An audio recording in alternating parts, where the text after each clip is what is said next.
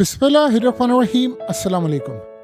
कभी ऐसा लगता होगा आपको, ये जो आपकी स्क्रीन पर मनाजिर चल रहे हैं, कि ये जो तबाही हुई है ये पूरी की पूरी फैक्ट्री उड़ा दी गई है और ये आप देखिए बिल्डिंग्स उड़ा दी गई है।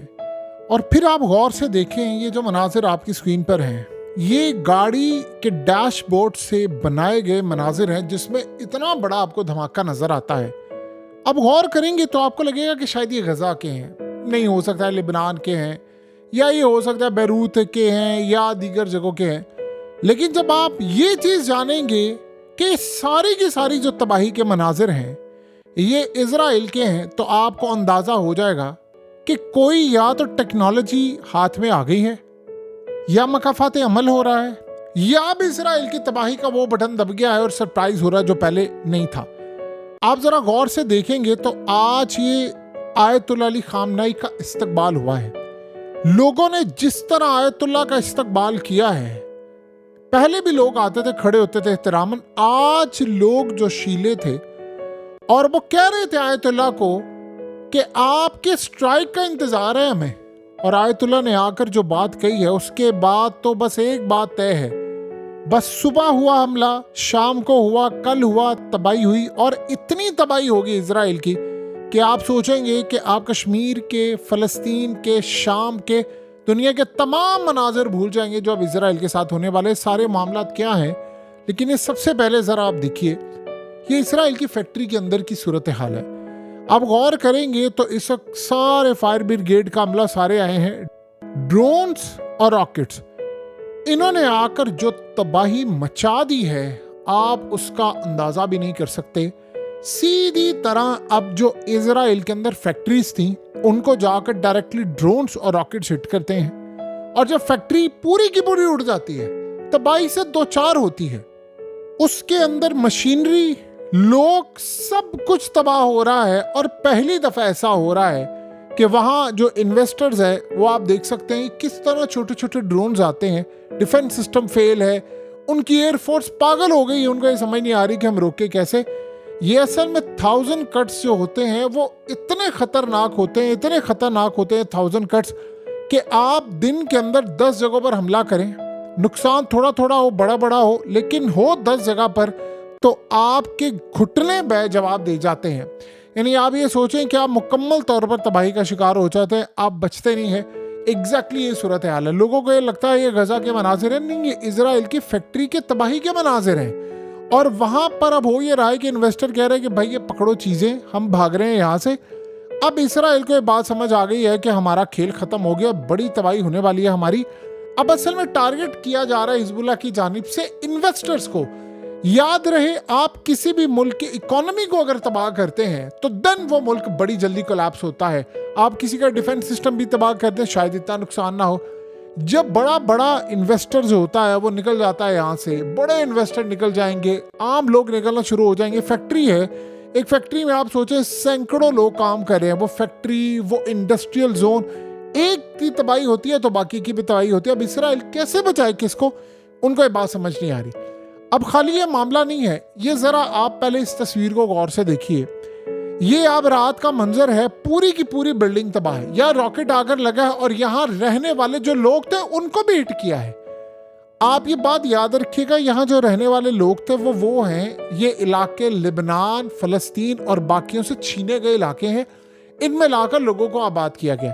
अब गाड़ियों का हाल देखें जरा, आप सोचें इस बिल्डिंग के अंदर लोग रात को सो रहे थे या रह रहे थे, यहाँ पर आकर बुरी तरह हिट किया जाता है ड्रोन्स और रॉकेट्स, और उसके बाद जो हाल होता है वहाँ पर वो जिंदा रहते या नहीं रहते ये आप अच्छी तरह समझ सकते हैं। यानी वहाँ कोई सूरत हाल रहती नहीं है कि लोग इतना बेजार हो गए हैं कि अब मामला इस तरह के हो गए, वो कह रहे हैं कि हमें रहने ही नहीं दे पा रहे। फिर आप गौर करें कि रात के टाइम ये इतना बड़ा धमाका जो आपको इसके शोले नज़र आ रहे हैं, इस सारी की सारी सूरत हाल इजराइल की बता रही है कि ना उनके हाईवेज अब महफूज हैं, ना उनकी बिल्डिंग्स महफूज हैं, ना उनकी इंडस्ट्री महफूज है। अब अगर आप गौर करें तो एग्जैक्टली वही बदला लिया जा रहा है जो गजा के अंदर हुआ था, जो लिबान के अंदर हुआ था। इसराइल ने देखिए कभी भी नहीं सोचा था उनके साथ ये सारी सूरत हाल पेश आएगी। वो तो थ्रू आउट गए, बिल्डिंग तबाह की, मारा, चले गए। आप एक बात बताएं, क्या ऐसी सूरत हाल हो गई है कि इसराइल अब कह रहा है रूस को कि यार आप बातचीत करें, सुलह करवाएं? क्या ऐसा है कि अमेरिका उठकर ये बात कह रहा है कि नहीं सुलह करें, 60 दिन की करें? कुछ तो है ना।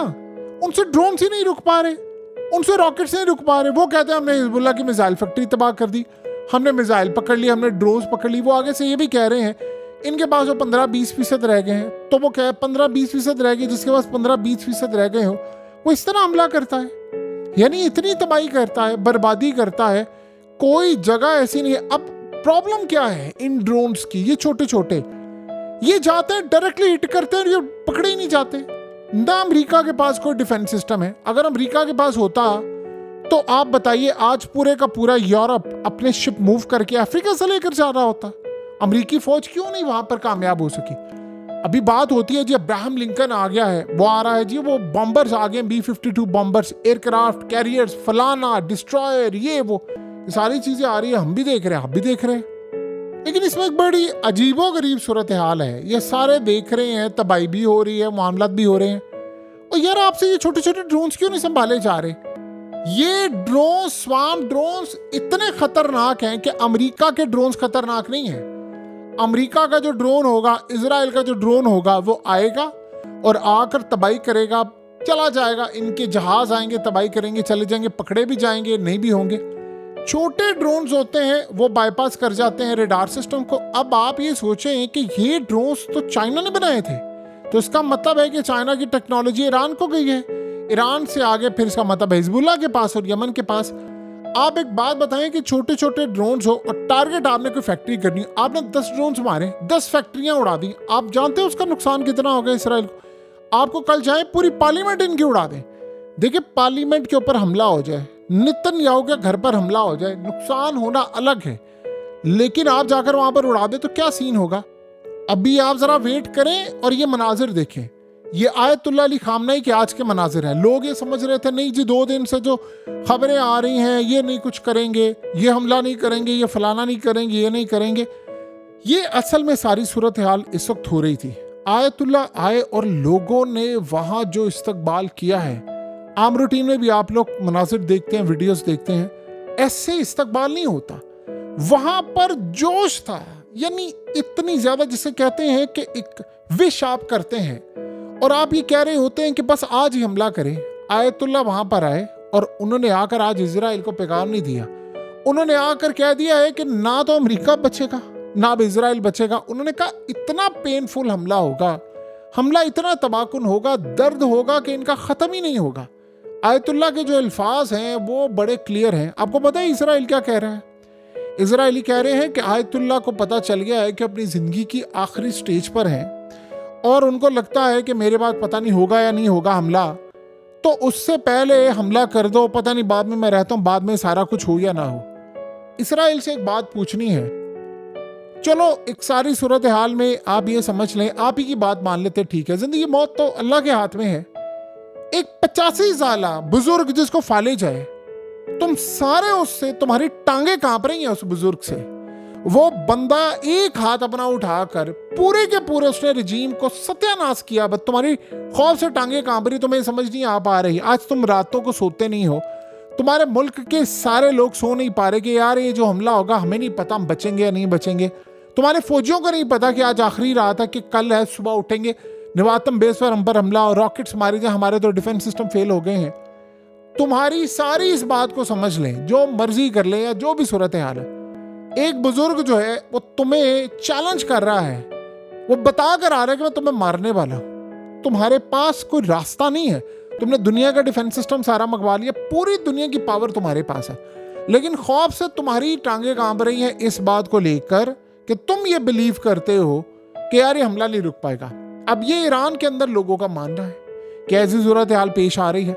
सो इस सूरत हाल में इसराइल अब जो मर्जी कहे, देखिए ईरान ने अगर वाकई इस दफा इनकी सारी वो ताकत खत्म कर दी जिसे वो हमला करते हैं, प्लान उनका ये है कि इसराइल ने हम पर हमला करने की कोशिश की थी, हमला किया था, हमें उन्होंने 50-70 साल पीछे धकेलने की कोशिश की थी, क्यों ना हम इस दफा इनको 50-70 साल पीछे धकेल दें। अगर वो सोचते हैं, आयतुल्लाह ये सोचते हैं कि मैंने अगर हमला कर दिया बड़ा तबाहकुन, तो उसके बाद सूरत हाल ये है कि बाकी जो लड़ाई है वो लिबनान और हिजबुल्लाह और हमास खुद ही संभाल लेंगे। फिर इराक से भी ड्रोन्स मारे जा रहे हैं, वो भी खुद ही संभालेंगे। 6 फैक्ट्रीज एक दिन के अंदर उड़ाई जा रही हैं, 6 मिलिट्री बेसिस एक दिन के अंदर उड़ाई जा रही हैं। और आप अंदाजा कर सकते हैं कि इजराइल के अंदर सारे मिनिस्टर रो रहे हैं, ऑपोजिशन लीडर रो रहा है। भैया आपके आंसू क्यों निकल रहे हैं? आपको तो खुश होना चाहिए, आपको पता चल गया है कि आपने हाथ डाला है, वो आगे आग निकली है, अब आपके पास रास्ता कोई नहीं है। बहरहाल अमेरिकी इंतखाबात भी हो या ना हो, जो मर्जी हो, इजराइल को एक बड़ा हमला फेस करना पड़ेगा। इस हमले को वो रोक नहीं सकते, सिर्फ ये देखना नुकसान कितना होता है इस दफा।